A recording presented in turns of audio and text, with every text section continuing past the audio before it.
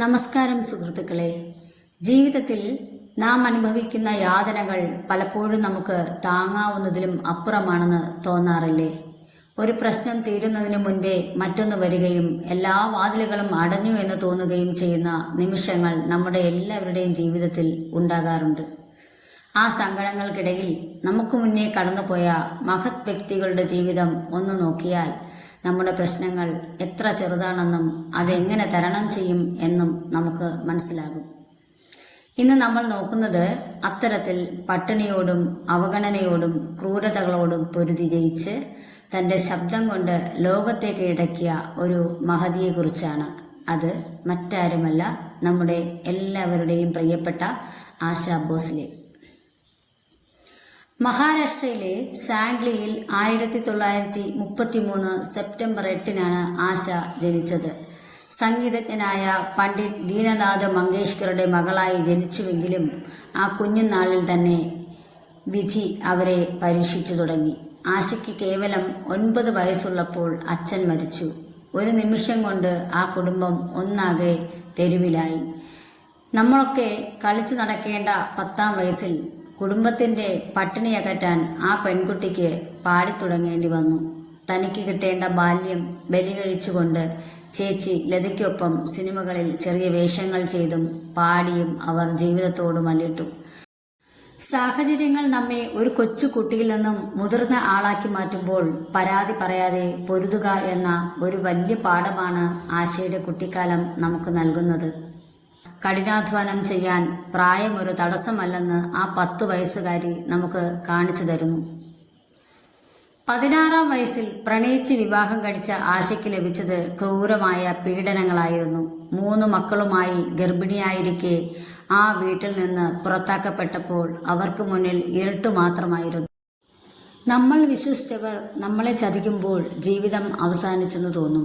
പക്ഷേ ഒരു തെറ്റായ തീരുമാനത്തിന്റെ പേരിൽ ജീവിതം അവസാനിപ്പിക്കാതെ തൻ്റെ മക്കൾക്ക് വേണ്ടി അവർ വീണ്ടും മൈക്കിന് മുന്നിലെത്തി. മറ്റാരെയും ആശ്രയിക്കാതെ സ്വന്തം കാലിൽ നിൽക്കുക എന്നതാണ് ഇവിടുത്തെ പാഠം. അക്കാലത്ത് ലതാ മങ്കേഷ്കർ സംഗീത ലോകത്തെ റാണിയാണ്. ലതയെപ്പോലെ പാടാനാണ് സംഗീത സംവിധായകർ ആശാജിയോട് ആവശ്യപ്പെട്ടത്.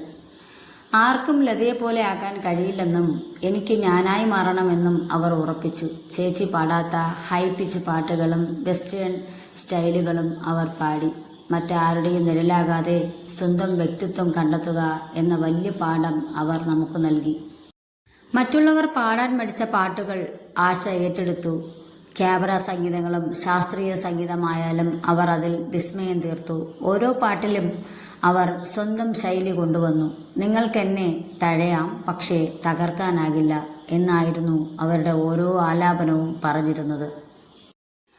മലയാള സിനിമയിലും ആശ തന്റെ കയ്യൊപ്പ് ചേർത്തി. 1977 സുജാത എന്ന ചിത്രത്തിൽ രവീന്ദ്ര ജെയിനിന്റെ സംഗീതത്തിൽ പാടിയ സ്വയംവര ശുഭദിന മംഗളങ്ങൾ എന്ന ഗാനം ഇന്നും മലയാളികൾ ഹൃദയത്തോട് ചേർക്കുന്നു. ഒരു നോൺ മലയാളി ആയിട്ടും ആ വരികൾ അവർ പാടിയ രീതി അത്ഭുതകരമായിരുന്നു.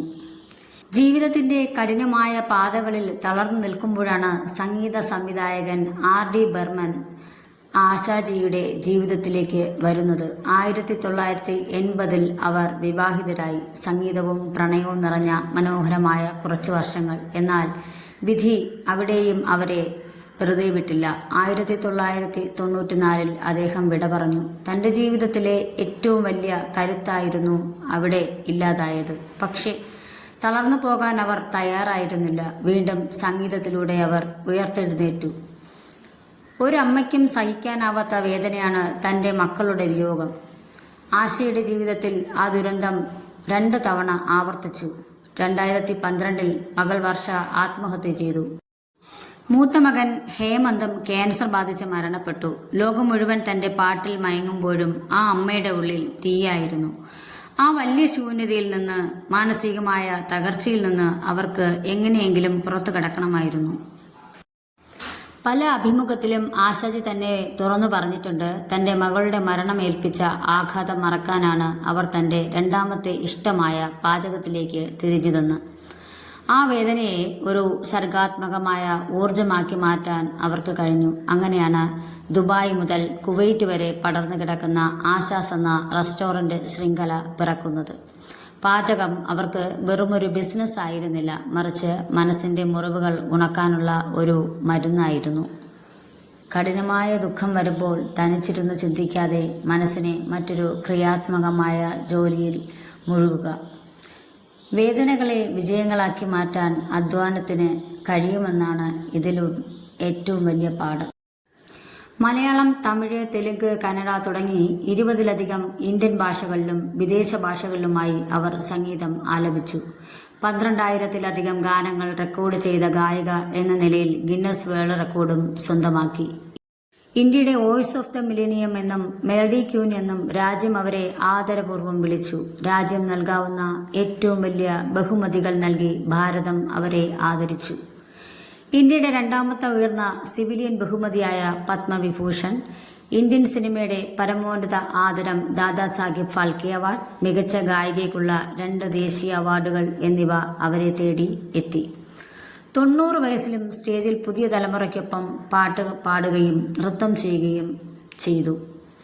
ആശാ ഭോസ്ലെ നമുക്ക് നൽകുന്ന സന്ദേശം ഒന്നാണ്: പ്രായമെന്നത് വെറുമൊരു അക്കം മാത്രമാണ്. തന്റെ കൊച്ചുമകൾക്കും പുതിയ തലമുറയ്ക്കും ഒപ്പം പെർഫോം ചെയ്യുമ്പോൾ അത് മാറുന്ന കാലത്തിനൊപ്പം സഞ്ചരിക്കാനുള്ള അവരുടെ മനസ്സിനെയാണ് കാണിക്കുന്നത്.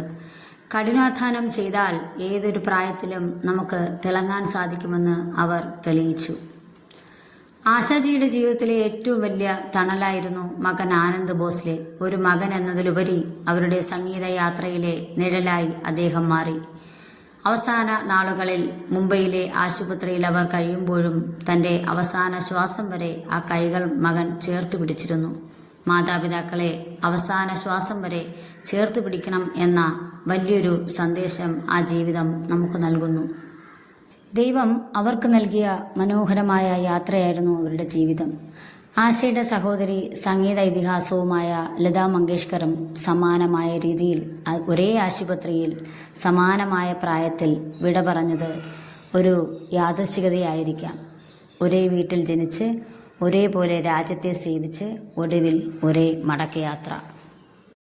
കുട്ടിക്കാലത്തെ യാതനകളിൽ തളരാതെ സംഗീത ലോകത്തെ റാണിയായി മാറിയ ആശാ ഭോസ്ലെ ഇന്നും നമ്മുടെ ഹൃദയങ്ങളിൽ ജീവിക്കുന്നു.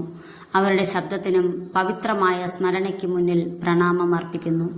ഈ വീഡിയോ ഇഷ്ടമായാൽ തീർച്ചയായും ലൈക്ക് ചെയ്യുക.